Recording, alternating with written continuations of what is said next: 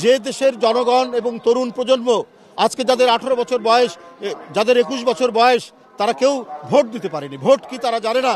কারণ 17 বছর ভোট হয়েছে আপনার চতুষ্পদ যন্ত্র দিয়ে ভোট কেন্দ্রে, 17 বছর ভোট হয়েছে দিনের ভোট রাত্রে করেছে। গণতন্ত্রকে ধ্বংস করার জন্য নির্বাচন কমিশন ধ্বংস করেছে, ভোট ধ্বংস করেছে। সুতরাং এগুলোকে নিশ্চিত করা, জনগণের মধ্যে আস্থা তৈরি করার জন্যই একটি অবাধ সুষ্ঠু নির্বাচন, একটি ইনক্লুসিভ নির্বাচন, সবার কাছে গ্রহণযোগ্য নির্বাচন, এটা নিশ্চিত করতে হবে। কেউ কেউ আমাদের কিছু কিছু নেতা বা কেউ কেউ ফেসবুকে বিভিন্ন জায়গায় বক্তৃতায় বলছেন যে আগামী নির্বাচনে বিএনপি ক্ষমতায় আসলে তারেক রহমান প্রধানমন্ত্রী হবেন, দেশনেত্রী বেগম জিয়া রাষ্ট্রপতি হবেন।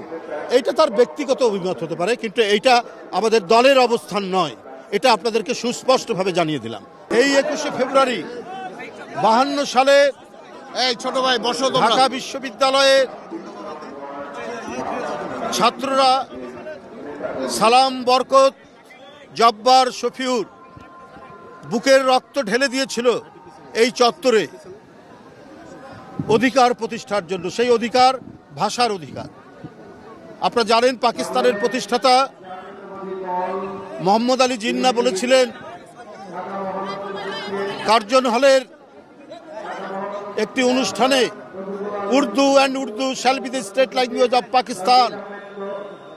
আমাদের এদেশের ছাত্ররা ফুঁসে উঠেছিল, প্রতিবাদ করেছিল তার মুখের উপর, নো নো বলে। কারণ তারা বুঝতে পেরেছে এই বক্তব্যের মধ্যে দিয়ে আমাদের ভাষার অধিকার, বাংলা ভাষার অধিকার হরণ করা হচ্ছে। সেই 48 সালের ভাষা আন্দোলনের প্রথম ধাপে এই প্রতিবাদের পথ বেয়ে 52 চূড়ান্ত রূপ ধারণ করে এবং ছাত্রদের আত্মদানের মধ্যে দিয়ে ভাষা আন্দোলন একটি পর্যায়ে এসে উপনীত হয় এবং বাংলা ভাষা রাষ্ট্রভাষার স্বীকৃতি লাভ করে এর পরবর্তীতে। বন্ধুরা আমার, তাই 52-র 21শে ফেব্রুয়ারি সকল সময়ে সকল যুগে অত্যাচারীর বিরুদ্ধে, উৎপীড়নের বিরুদ্ধে এদেশবাসীকে এবং বিশ্ববাসীকে প্রেরণা জুগিয়েছে কি করে অধিকার প্রতিষ্ঠিত করতে হয়, কি করে ভাষার অধিকার এবং মানুষের সকল অধিকার প্রতিষ্ঠিত করতে হয়। তাই আজও 21শে ফেব্রুয়ারি আমাদের কাছে এক সুমহান প্রেরণার উৎসস্থল। এদেশবাসী 21শে ফেব্রুয়ারিকে যেমন একদিকে দুঃখের দিন মনে করে, অন্যদিকে প্রেরণা এবং গৌরবের দিন মনে করে। কারণ এটি আমাদের গৌরবের পতাকা তুলেছে এবং 52-র 21শে ফেব্রুয়ারির এই আন্দোলনের সোপান বেয়ে এই দেশে ছাত্র আন্দোলন, স্বাধিকার আন্দোলন, স্বাধীনতা সংগ্রাম এবং মুক্তিযুদ্ধ চূড়ান্ত পরিণতি লাভ করে আমরা জাতীয় স্বাধীনতা অর্জন করেছি। আমি তাই বলেছি, যুগে যুগে 21শে ফেব্রুয়ারি আমাদেরকে প্রেরণা দিয়েছে, আমাদেরকে উদ্বুদ্ধ করেছে, আমাদেরকে ফ্যাসিবাদের বিরুদ্ধে লড়াইয়ে রাস্তায় দাঁড়াতে সাহস জুগিয়েছে। আমরা এই পথ ধরেই 90-এর অর্জন আমরা তৈরি করেছি। এরশাদের মতো একজন ঘৃণ্য স্বৈর শাসকের পতন ঘটানো হয়েছে এবং এরই পথ ধরেই এক ভয়ঙ্কর ফ্যাসিস্ট শেখ হাসিনা, যে 17 বছর জনগণের কাঁধের উপর ভয়ঙ্কর অত্যাচার করে তিনি রাষ্ট্র ক্ষমতা দখল করেছিলেন, সেই রক্ত পিপাসু আওয়ামী ফ্যাসিবাদের জননী শেখ হাসিনা পালিয়ে যেতে বাধ্য হয় 2024 সালের 5ই আগস্ট। সুতরাং এগুলো সব কিছুতেই 21শে ফেব্রুয়ারি আমাদেরকে প্রেরণা জুগিয়েছে, আমাদেরকে উদ্বুদ্ধ করেছে, আমাদেরকে সংগ্রামের মধ্যে সামিল করেছে। তাই 21শে ফেব্রুয়ারির চেতনা, অম্লান চেতনা, এই চেতনা কোনোদিন ম্লান হবে না। যদি কখনো আবারও কোনো ফ্যাসিজমের উত্থান ঘটে, কোনো ধরনের ডিক্টেটরের উত্থান ঘটে, 21শে ফেব্রুয়ারি আমাদের এদেশের দামাল ছেলেদেরকে, এদেশের জনগণকে আবারও রাজপথে লড়াই নামতে উদ্বুদ্ধ করবে।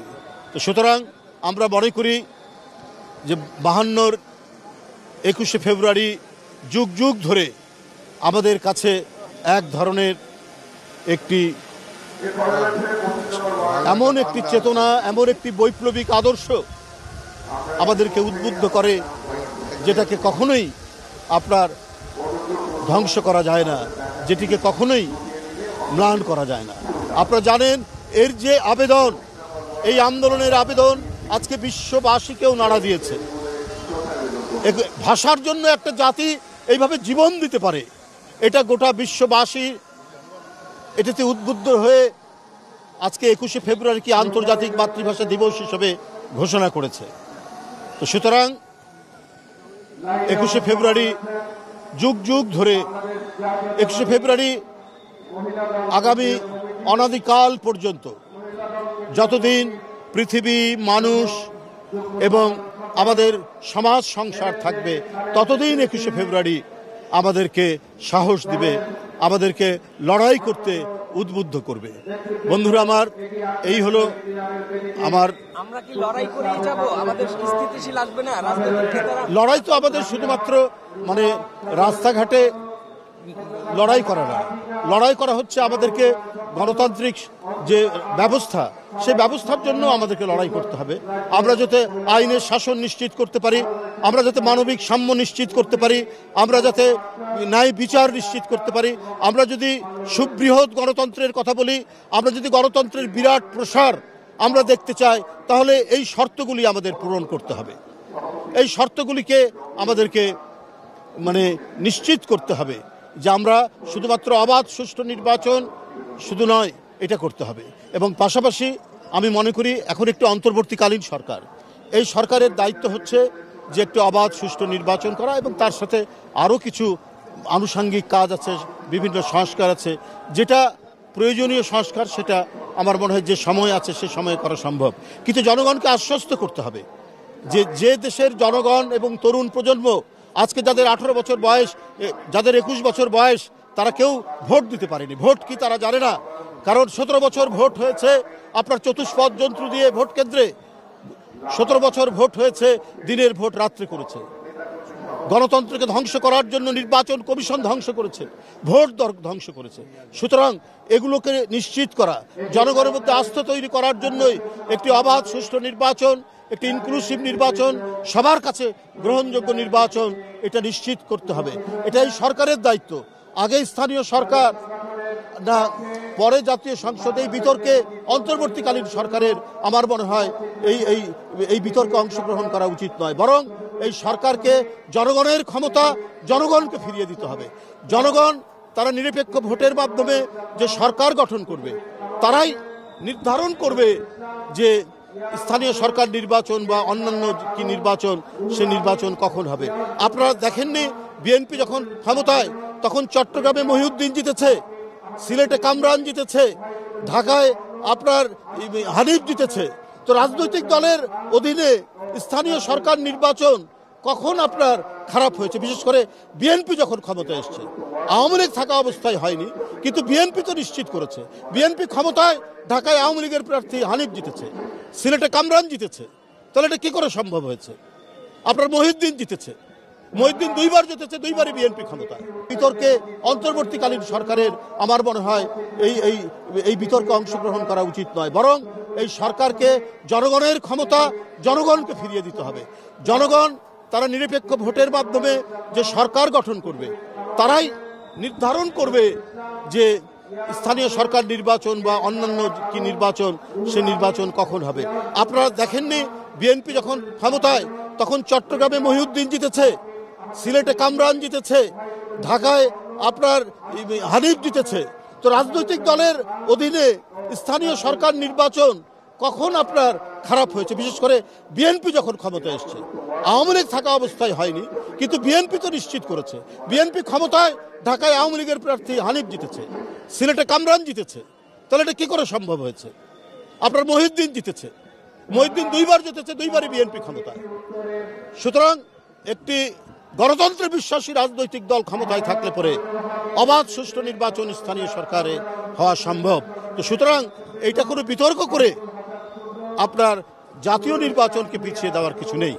এই হলো আমার কথা। এর সাথে আমি একটা আপনাদের যখন পেয়ে চাই দাঁড়ান, আমি বলে নেই, কেউ কেউ আমাদের কিছু কিছু নেতা বা কেউ কেউ ফেসবুকে বিভিন্ন জায়গায় বক্তৃতায় বলছেন যে আগামী নির্বাচনে বিএনপি ক্ষমতায় আসলে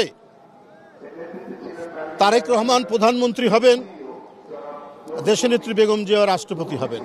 এইটা তার ব্যক্তিগত অভিমত হতে পারে, কিন্তু এইটা আমাদের দলের অবস্থান নয়। এটা আপনাদেরকে সুস্পষ্টভাবে জানিয়ে দিলাম।